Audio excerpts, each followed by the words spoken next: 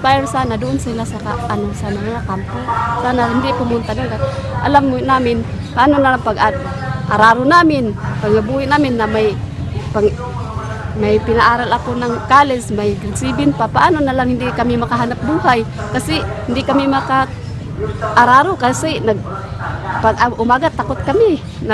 Lagi kami nagaganyan sa likod namin. Yan, hindi kami makaano ng mga palay namin, hindi nga namin nabilad. Nandoon nga sa aming bahay kasi hindi na kami makagalaw makatrabaho kasi nandoon kasi sila sa amin. Di ko kailangan ng mga sandatang pantimang. Ang kailangan ko'y kapayapaan. Ang kailangan ko'y kapayapaan.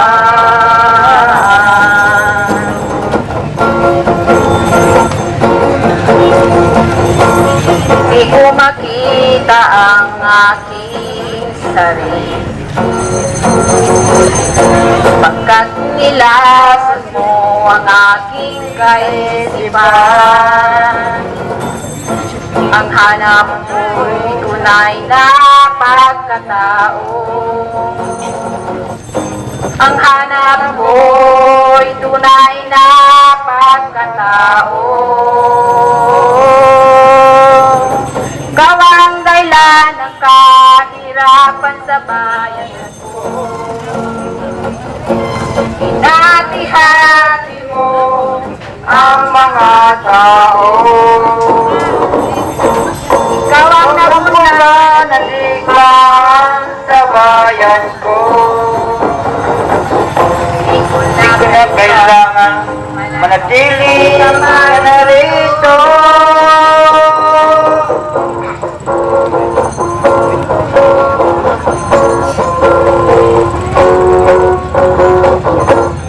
Kaganina daw, ang bahay namin binuksan daw. Hindi namin alam kung ano nilagay doon. Hindi pa namin natingnan kasi nandito kami sa sarali.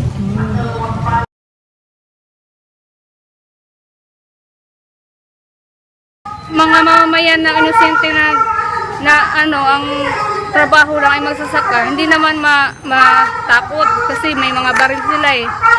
Tapos wala naman tayong alam kung ano talagang iba hinahanap nila eh. Hindi yung sinso, sabi na magsisinso sila para daw sa mga tao na para daw kaming mahihirap matulungan niya. Iba-iba ang mga tinatanong nila na hindi na bagay sa amin na mga magsasaka.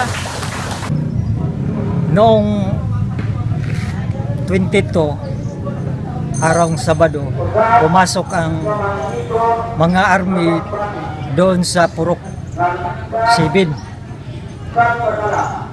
Pinasok ang mga bahay, tapos mga tao sa Purok 7 giimbestiga. Hindi pag senso ang katuyuan nila, kundi hinahanap nila ang kaaway nila. Pinilit ang mga kasamahan namin sa tugan kung saan ang kaaway nila.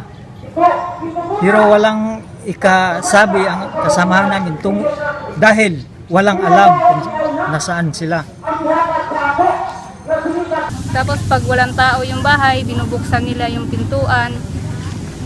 Tapos tinatadyakan kung ano-ano pang ginagawa. Tapos sa pilitan lang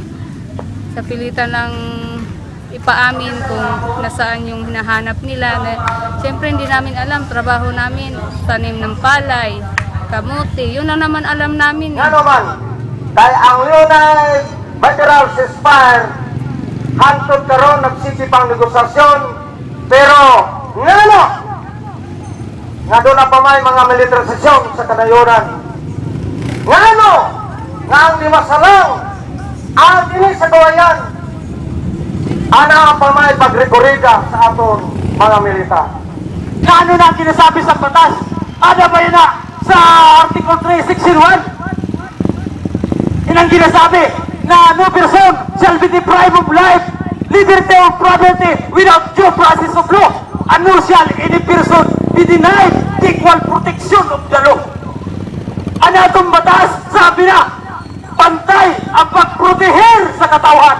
Pero nano kayo ng mga militar, na ginaparadara si armas, na dinidisiplinaryo, kag ang ginaparahinadlok, ang mga parauma, ang mga inosente na sibilyan, ay na ang pantay na pagproteher sa katawan sa batas. Dapat aramon sa nakahitaas sa gobyerno ang ginahimo sa inyo mga militar. Nag-amili ang tama na ginahimo ta, nagareklamo kita sa panahon na ginaabusuhan kita, ginasiyak naton ang inda katiwalian na ginahimo sa aton. Kung sa mga ito kamo sa bukid, kung gano'ng mo asis mga militar sa magtukhang kada PNP ba na ang trabaho, nagpasabot na ang ilain agenda ang militar o isa ba talina ang peace and ceasefire na ihimo karon sa gobyerno sa Pilipinas o sa partido, hindi sa apugason. Ngayon, sabi sa mga kasama namin doon sa Purok 7, nagdala kuno K9 dog ang mga militar. Ang balay sa anak ko, alas 9 ng gabi ng Sabado, sa likod sa bahay nila ginamitan sa mga siguro militar to detector ang gipatunog. Sabi sa anak ko kagabi, dalawa nga bisis pinatunog ang detektor. Pangalawang tunog sa detektor tagal nga hinto. Lumabas ang bata ko, wala siyang nakitang tao, pero posible mga militar ang kay walang sibilyan nga may daladalang detektor. Nasa oras sa kagabi yun, alas 9 na. Panahon na nga pumapahulay na ang mga tao. Sa programa nilang tukhang ang parang tukhang. Kaya nagdaladalang kinaindog, nagpasabot yun ang hinahanap nila mga droga.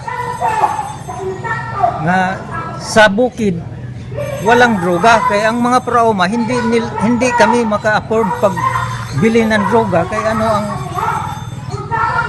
ang produkto namin, pagani, mahirap pa.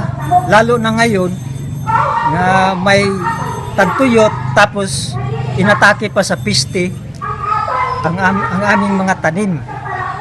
Hindi pa kami nakatuloy-tuloy sa pagtanim sa mga palay dahil sa ulan. Kaya lang ang aming pagtanim, ulan lang ang aming nalalaumin. Ngayon na nag-harvest, mahirap ang mga produkto dahil sa mga peste nga ni-atake. Wala kaming pira nga ikabili sa mga pestisidyo. Dagdag na naman sa mga army nga pumasok sa aming lugar.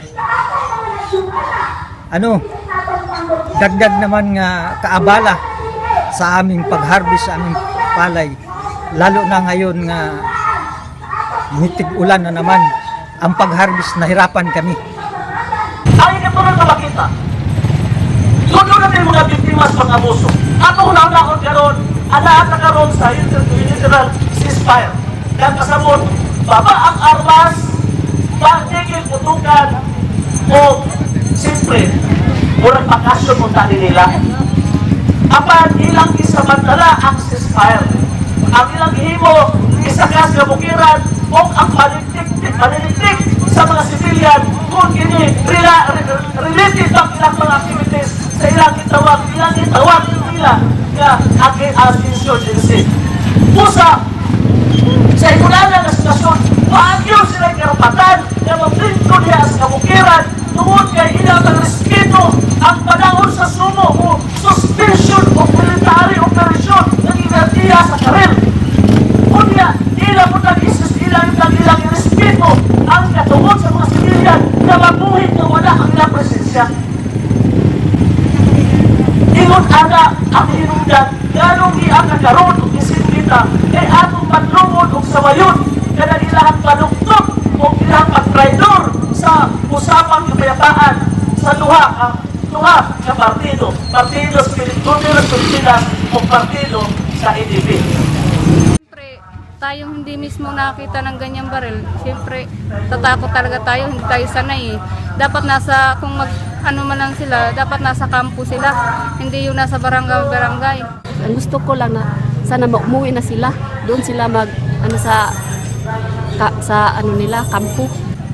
Sana naman umalis na sila dyan para tuloy-tuloy na ang pagsaka namin. Wala na nga kami, hirap na nga kami. Wala na yung mga palay namin. Wala na yung, hindi na kami makapag-araro kasi wala. Lagi kami nakatingin sa likod, baka dumating sila. Kapayapaan. Ang kailangan ko'y kapayapaan.